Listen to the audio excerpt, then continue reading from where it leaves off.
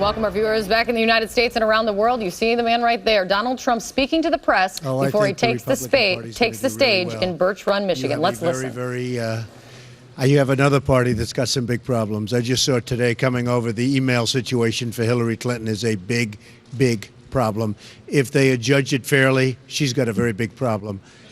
Yes, sir. Trump, the governor of Michigan, also a Republican, has called your recent comments inappropriate. Any words for him? No, not at all. Not at all. I've been proven right. I mean, I've been absolutely proven right. Yes. In all candor, do you think during this campaign there have been some times where you feel you have gone over the top? I have what? Gone over the top. I don't think so at all. I mean, I look at the polls. I can only go by the polls. A new poll came out, 32%.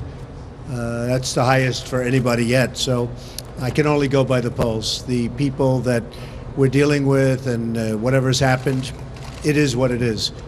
You just look at the results. I guess Iowa just came out a little while ago, and leading in Iowa, leading in New Hampshire, leading in North Carolina, leading in South Carolina, leading in Nevada, leading everywhere. So that's all I can go by. Excuse me? Oh, that's the best question. China. I think you have to do something to rein in China. They devalued their currency today. They're making it absolutely impossible for the United States to compete, and nobody does anything. China has no respect for President Obama whatsoever. Well, you have to take strong action. How can we compete? They continuously cut their currency. They devalue their currency, and I've been saying this for years. They've been doing it for years. This isn't just starting. This was the largest devaluation they've had in 2 decades. They're making it impossible for our businesses, our companies to compete. They think we're run by a bunch of idiots, and what's going on with China is unbelievable.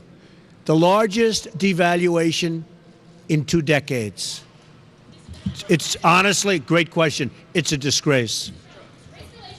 Major, fantastic. I watched you with President Obama 2 weeks ago. He was not thrilled. I'm sure I'll be more thrilled. President Obama, he describes his leadership during the Great Recession as important. He says the stimulus is vital to reviving the American economy. The bailout of Detroit was central to rebuilding this entire economy for years. How would you grade his leadership then? Would you have done all the things that he did? And what would you say to Michiganders who wonder what you would have done about Detroit and the crisis that was there in 2000? Very fair question. There are 2 ways of looking at it. You could have let it go and rebuilt itself through the free enterprise system. You could have let it go bankrupt, frankly, and rebuilt itself, and a lot of people think that's the way it should have happened. Or you could have done it the way it went. I could have done it either way. Either way would have been acceptable. I think you would have ended up ultimately in the same place. Yes, ma'am. Race relations are at an all-time high or all-time low? Well, that's certainly, yeah. So, if you were president, what would you do to address that? Jobs, spirit. There's no spirit. Would you also have anybody in your cabinet that's the president? Well, certainly I would. But in terms of what would you do to address and really they are at, I don't know about all time, but certainly they're doing very poorly. You look at what's going on in every place. I mean, every place. And we have powder kegs all over the country waiting to explode. You need spirit, esprit de corps, cheerleading, and you need jobs. We have to take our jobs back from China. We have to take them back from all these other countries that have taken our job. That's why when the question was asked about China, it's just terrible. It's just terrible what's happening. More jobs are going to go. Yes, ma'am. How have you positioned yourself to win the women's vote? Well, I think so. I think we're going to do very well with a lot of votes. We're going to do very well with the Hispanic vote. We're going to do great with the women vote. If you look at in Nevada, they did the poll, and I'm leading in the Hispanic vote because I create jobs, and I will be creating tremendous numbers of jobs. So I think we're going to do great. And then the women's health issues, I'm for that. I watched Jeb Bush give the worst answer the other day. I think that is going to be his 47%. Romney possibly lost the election. There are a lot of reasons, frankly, that he lost. But one of the big reasons was his 47%. That was a disaster. I think that Jeb's answer the other day on women's health issues is a disaster for him. And I don't think, now he then went and he said he misspoke. How do you misspeak about that? I will be great on women's health issues. I cherish women, and I will be great on women's health issues, believe me. Oh, hello, David. You have said right now you're going to be great on women, you're going to be great on China, you're going to be great on ISIS, you're going to be great on jobs. Hopefully everything. Fine. We haven't heard a lot of specifics. I talked to people outside the venue today, and they say, where's the meat on the bone? When are you going to tell us what you'll replace Obamacare with? How you will fix China? How you will bring jobs? Okay. Well, first of all, and ISIS. You didn't bring up ISIS. What happened? Huh? But where's the plan? I think you're going to see lots of plans, and you're going to see also, and you have to understand, when you're coming up with a plan in business, you have to be flexible. There's got to be flexibility. And I recently bought something, not so recently, but Doral in Miami. Everybody wanted it. If I would have sat down and said, here's a 12-point plan in order to get Doral, I didn't do that. I went in and punched and beat the hell out of people, and I ended up getting it. Everybody wanted it. All of the smart money wanted it.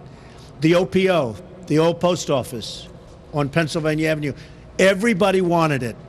I got it. In the Obama administration, I got it, which is pretty shocking, considering that Pritzker wanted it, which is Hyatt, and lots of other people. I got it.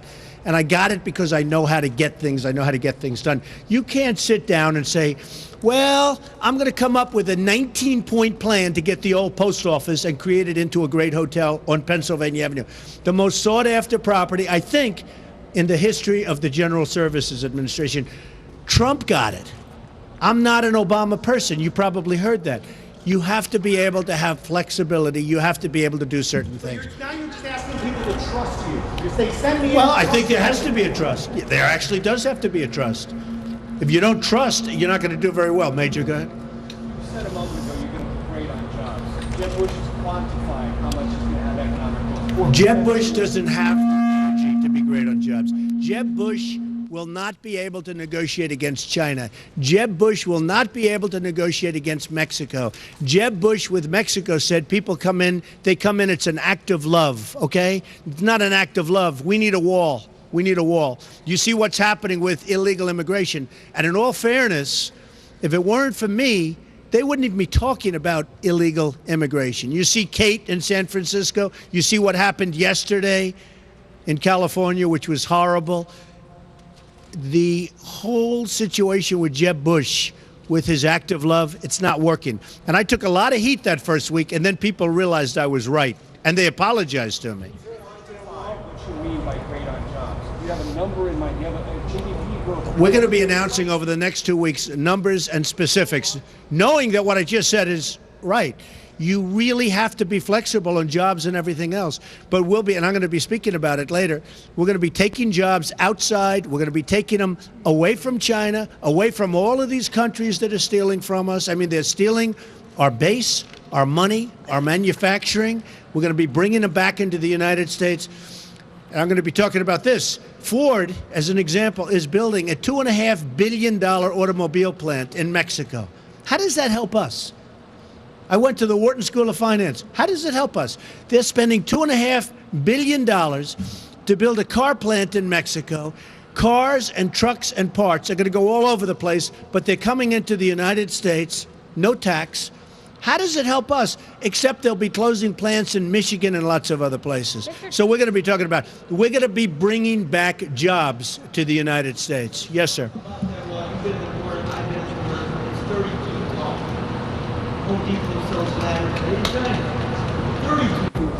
So how tall is this wall going to be? Okay, let me tell you something. 10 years ago, everybody wanted the wall. The Democrats, the Republicans, they couldn't get it. You know one of the reasons they couldn't get it? Environmental impact statements. Did you know that? There were toads. It's the most incredible thing. We're going to get the wall built, and it's going to be built right. And Mexico's going to pay for the wall. Mexico is making a fortune off the United States. Mexico is going to pay for the wall. And they're going to be happy about it. You know what? They're going to be happy about it. Because the cost of the wall is peanuts compared to the kind of money they're making. Mexico is becoming the new China. I have a great love for Mexico. I have love for the Mexican people. I have thousands of Mexico people over the years. Mexicans have worked for me, and they are now thousands. They're fantastic people, great spirit. But their politicians and their leaders are much smarter and sharper and more cunning. And I say the word cunning. They're more cunning than our leaders. They will pay for the wall. They'll be happy about it. They will continue to do well, but not as well as they're doing right now. They're taking too many of our jobs. Mr. Trump, you said during the debate that you couldn't guarantee that you would support the ultimate Republican nominee. Third party. Now, there are others in the Republican Party who say if you're the nominee, they may not support you. Are you Well, concerned? that could happen. I mean, that could happen. That's their choice. But, when you talk in the debate, it came out on one of the networks today. So there should have been 2 million people watching. You agree? About 2 million. That's been sort of standard, 2 million people.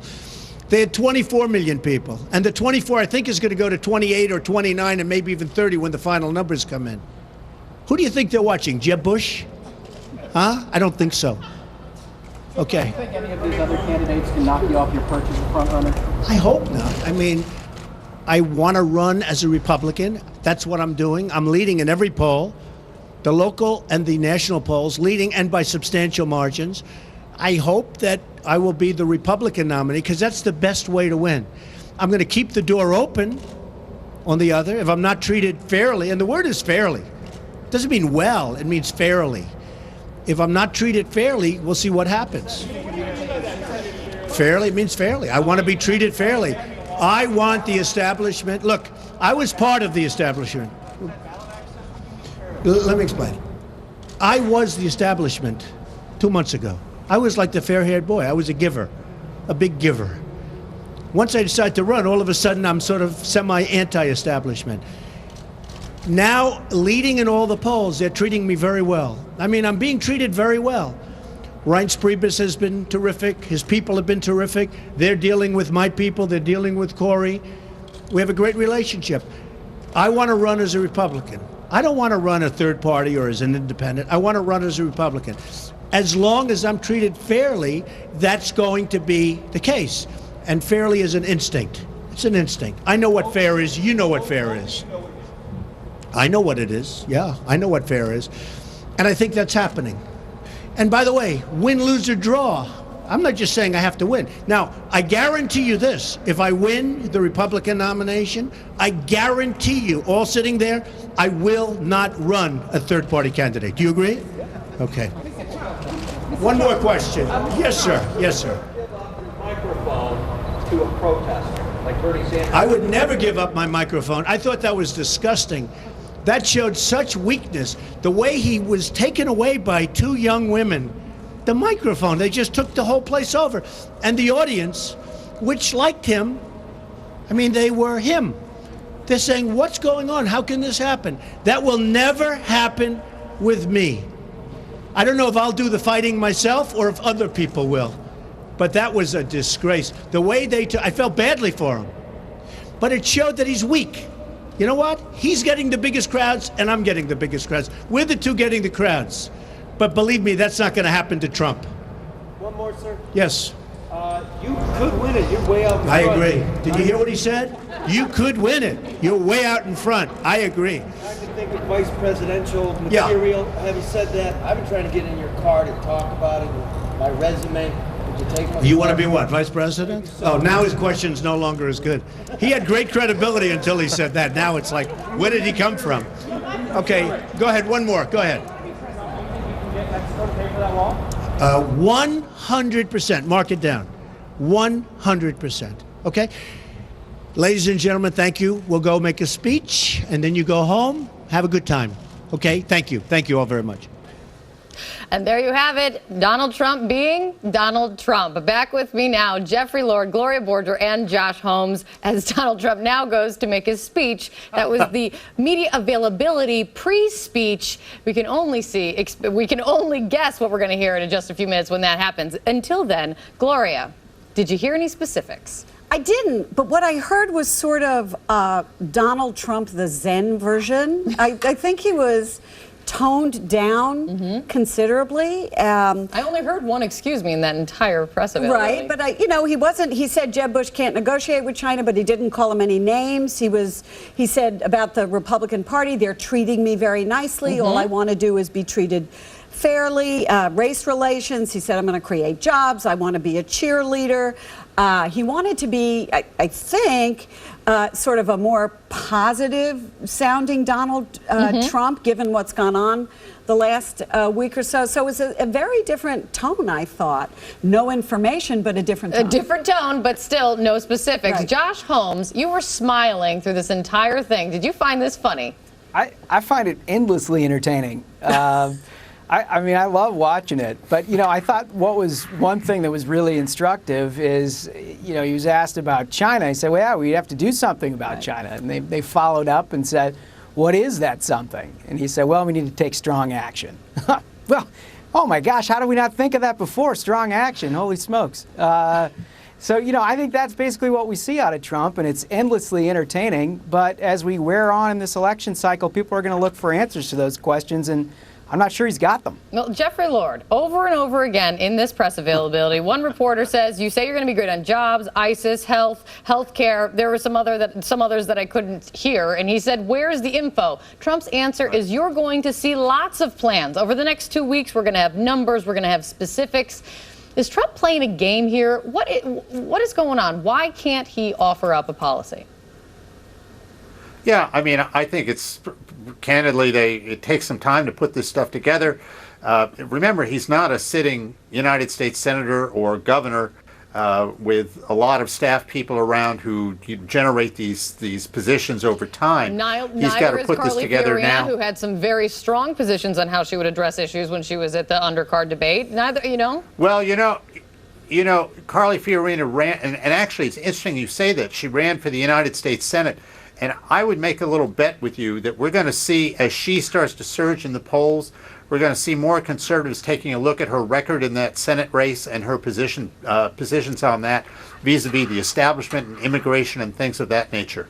In my experience, presidential campaigns are built on ideas because people have specific plans for the country that they think would make the country better. This is a campaign that so far, aside from Make America Great Again, is built on a personality and built on Donald Trump. And that can be a problem because campaigns that are formative over a number of years and have well thought out ideas generally do pretty well because the candidates actually have something that they've thought about for quite a long time. But maybe this is just flipping the whole construct on its head, Josh, and maybe that's okay. Instead of policy first, personality second, now you've got a whole lot of personality and they'll come up with some policy.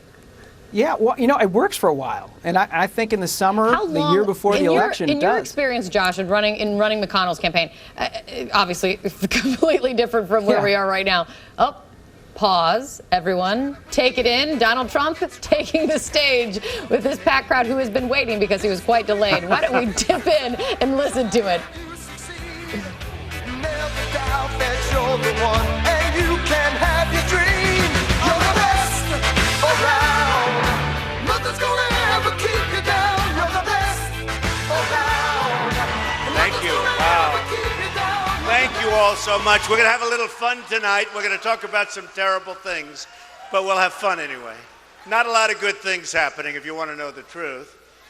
But it's going to be an interesting evening. What a tremendous crowd. And I know they have a lot of people outside couldn't get in, so I congratulate you for being good at real estate.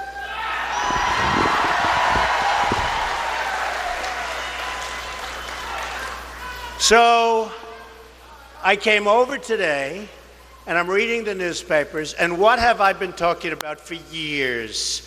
China devaluing their currency. So they did it again to us today, folks. They're taking your jobs, they're taking your money, they're taking everything. And by the way, we owe them $1.4 trillion. How do you do that? That's like a magic act. We owe China $1.4 trillion. And I love China. Nothing wrong with China. Their leaders are so much smarter than ours. Mexico's leaders are so much smarter than ours. They laugh at our people. They tell me, because I have as an example, with China, they buy my apartments. They spend 50 million, 40 million, 30 million, 15 million, they're the cheap ones. When I sell a $15 million apartment, it's like, China pays so much money to Trump. I have the largest bank in the world from China. They're my tenant. I don't have to worry about the rent, believe me. Many, many, many times, you take our biggest bank, Citibank, take JP Morgan Chase, many, many times the size. And you know what? It's amazing. People tell me, they come over, they give me a lot of money, and then we talk. Now, they didn't know I'd be running for president, otherwise they wouldn't have talked so much. It's true. And they say, we can't believe we get away with it. People from Mexico, I love the Mexican people. They have tremendous spirit, amazing spirit. They have amazing spirit. They're great. No, they're great. And I was just telling the press, there was a poll in Nevada that was just done. I'm leading in the Hispanic vote, and I'm going to win the Hispanic vote. It's true.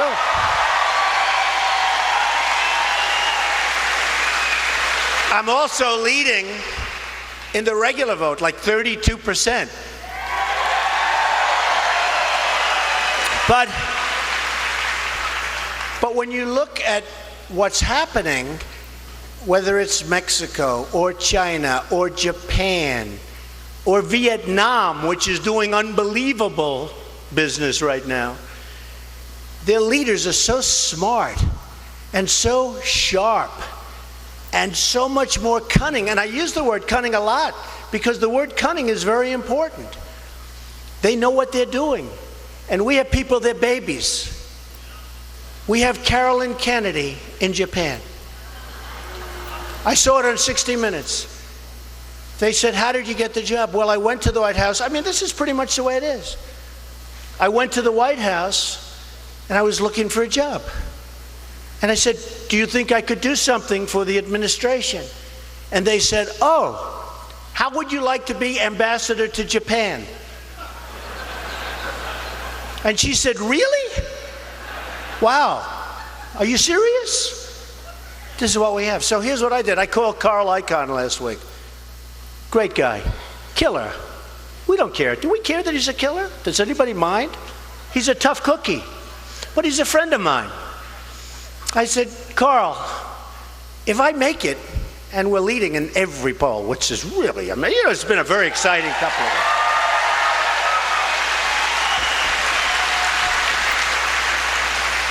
I said, Carl, you know, he's made a fortune. He's a great negotiator, talented guy, very smart guy.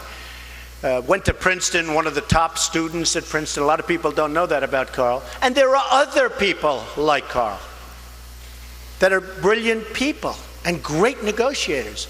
They don't sleep at night. Like me, we toss and turn and toss and turn. We're thinking, always thinking, ay, ay, ay. It's not easy on the family.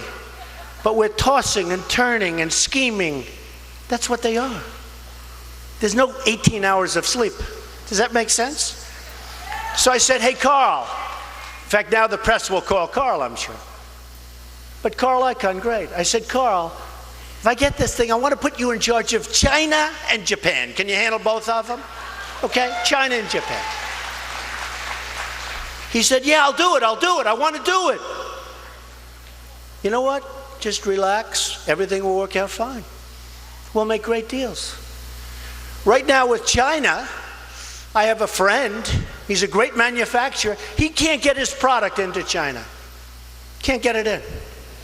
They devalue today. All right, we're listening right now again to Donald Trump taking the stage, just beginning his remarks in Birch, Michigan at this Republican fundraiser, getting a lot of applause. Doing what Donald Trump does. This is to me, this is reminiscent, Gloria, of his announcement speech. We begin, though, with another first. Donald Trump's first big speech since the newsmaking GOP debate tonight in Birch Run, Michigan, on the road between Flint and Saginaw, which we'll go to momentarily. Also, the first serious polling about Trump and the other GOP candidates since the debate. And for the first time, that polling shows Donald Trump leading in Iowa. He says it proves he is right about how he's running the race. Some of the numbers, though, not such good news, as you'll see shortly. But overall, good news for Donald Trump. In addition, new voices in the party calling for action to stop him On the Republican side, all of that ahead tonight. Let's listen in to Donald Trump live right now in Michigan. It's like supposed to be a positive thing. So the American dream is dead, which we know very much it is. But I'm going to make it bigger and better, stronger than ever before. Right? So I go home and I see my wife. And she says, Melania, she'll make a very beautiful first lady, I can tell you. And a great first lady. She's got a great heart. Great heart. She cares more about those women issues that Bush doesn't care about. She cares more about that. Between Melania and Ivanka, believe me. So I go home and my wife is saying to me, darling, that was a rough statement you made tonight. It's on the national news. I said, what? I thought I did great. I got a standing ovation. The crowd was packed. What are you talking about? You said the American dream is dead. I said, what? The American dream is dead. Oh, I said, let me see it. So we replay it. You know, you have these things like TiVo and things. It's really great today. You can replay from 10 years ago. It's unbelievable. So here I am, I'm standing and I'm saying, the American dream is dead. Cut. Off to the next story. I say, that's terrible. It's terrible. No, it's dishonest. Okay, it's very dishonest. It's true. It's very dishonest. Oh, could I tell you stories about the media? You know, I've always found the financial, because with financial it's a little bit easier to figure, but I've always found the financial media to be pretty good. You know, you have some guys there too, but pretty good. But the political media and the coverage, wow, it's tough. And I tell it to people because I want you to know, a lot of times what you're reading isn't just not the truth. It's just not the truth.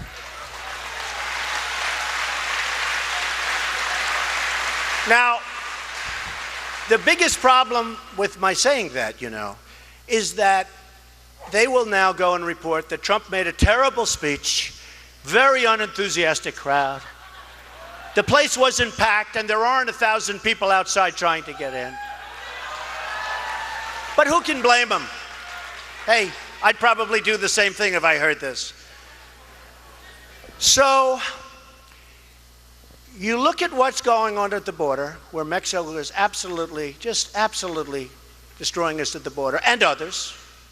And by the way, it's not just Mexico. They're coming from all over the world, people. They're going through the border. But they're coming from all over the world. They're coming from the Middle East, folks. I hate to tell you. They're coming from the Middle East. But Mexico is also brilliantly killing us on trade. Mexico is the new China. Mexico is taking plants, and for cars, it's going to be, I mean, you can forget Detroit, what it used to be. This is going to make Detroit look like small potatoes in its prime, because they're taking our factories and they're rebuilding these massive plants in Mexico. So in Tennessee, they were going to build a plant. It was a done deal, big German car company, practically a done deal. At the last moment, they decided that they're going to build it in Mexico. Watch. You know how? Like here. Believe me. So let me just tell you. Now we have a great company, Ford. Great company or good company? What do you think? Good company, right? I like it. I don't blame them. I don't blame them. And it's very appropriate because I'm making this speech. I've told this story. People hate this story, but they love it because it really explains it. But they hate the story. It's very depressing. So Ford is building a $2.5 billion plant, right? In Mexico. They're building it in Mexico. So you say, now, how is that good for us? So I said to myself, right? No good. We don't have to be business geniuses to figure, well, they're building a plant. They're going to make, it's a massive plant, one of the biggest in the world. They're going to make all these cars, trucks, and parts. They're even making parts. It's so big, they'll make the parts, the trucks. And I actually gave them a good idea. Why don't we just let the illegals drive the cars and trucks right in through the border? They don't have to even, it's true. No, I gave them that. Save a lot of money. That'll be next. No, they'll be doing that next. So they're building this massive plant. And I said to myself, okay, let's say that Jeb Bush or Hillary or one of these politicians all talk, no action. all controlled by lobbyists and special interests and donors. People like me from previous months, okay? Total control. Bing, bing, bong, bong, bing, bing, bing. You know what that is, right? So I said, let's say that Jeb Bush is president. Now, he's not a stupid person. I agree with you, but you know, he was so nice to me at the debate. And by the way, they said I won the debate. Is that nice? Is that nice? Right? The polls came out and said I won. And boy, did I have nasty questions. I stood up there and said, I don't believe this. Some of those questions. Actually, Rosie O'Donnell saved me. This is one time she saved me. I never thought I'd be giving credit to Rosie, but in this case, she was great. But I look at what's going on, and I say, supposing Jeb is president. Now, he knows it's not a good thing to have a $2.5 billion plant over there, and plants from Michigan and all over the place are just going to go, boom, let's close them up, boom, we're going over to Mexico, right? No tax, no nothing. Cars get made, no tax. So I said, what would Jeb Bush do? He'd probably say, that's not a good thing. And if he ever said it strongly, which he wouldn't because there's no energy there, no energy. We need energy. We need tone, you know, tone. We need tone. It's true.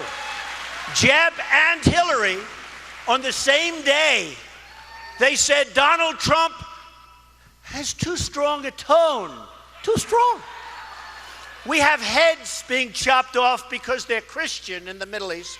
We have borders where people are being killed all over. The world is cracking up, and they're worried about my tone. I should be toned down, down. This is Donald Trump's first speech since the GOP debate. CNN Sarah Murray is there for us tonight. Describe the scene around you that you're seeing. This is a very fired up crowd, Anderson, tonight for Donald Trump. People are stomping on the bleachers. They're cheering. At one point, he actually got a standing ovation when he was talking about building a wall and securing the border in Mexico. I don't know if it's, people throwing back a couple of beers and glasses of wine while they're waiting for Trump, who is running late, or if they're just really excited to see him here in Michigan today. I understand just a little bit ago, Trump addressed if he would run as a third-party candidate. What did he say? Yeah, so there have been some rumors going around that Trump might finally dismiss this idea that he's going to make a third-party run. If that is the case, Trump was clearly not ready to do it tonight. Let's take a listen. I want to run as a Republican. That's what I'm doing. I'm leading in every poll, the local and the national polls, leading and by substantial margins. I hope that I will be the Republican nominee because that's the best way to win. I'm going to keep the door open. On the other, if I'm not treated fairly, and the word is fairly, I want to run as a Republican. I don't want to run a third party or as an independent. I want to run as a Republican. As long as I'm treated fairly. I'm the leading state sponsor of terrorism.